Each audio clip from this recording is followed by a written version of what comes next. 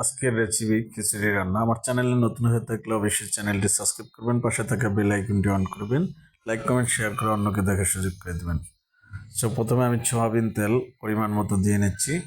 এরপর আমি 2 প্যাকেট মুরগির মশলা সম্পূর্ণভাবে দিয়ে নিয়েছি। পেস্ট পরিমাণ মতো পেস্ট করে নিয়েছি, আপনার চাইলে পেস্ট কুচি করেও দিতে পারেন। তো আমি একটু স্বাদ বাড়ানোর জন্য পেস্ট করে নিয়েছি। এরপর মুরগির মাংসটা পরিপূর্ণ দিয়েছি, পরিপূর্ণভাবে লবণ দিয়েছি, দেখতেই পাচ্ছেন। এখানে সম্পূর্ণ 2 কেজি পোলার চাল এবং 2.5 কেজি মুরগির মাংস দিয়ে এবং 1 কেজি মসুর ডাল দেওয়া হয়েছে। আমি এবার চালটা ঢেলে দিচ্ছি, দেখতেই পাচ্ছেন। আর অবশ্যই যে চালটা দিবেন যে কোনো একটা নির্ধারিত পাত্র দিয়ে মেপে দিবেন। তো আমি আমার পানির গ্লাস দিয়ে আমি মেপে নিচ্ছি সেজন্য।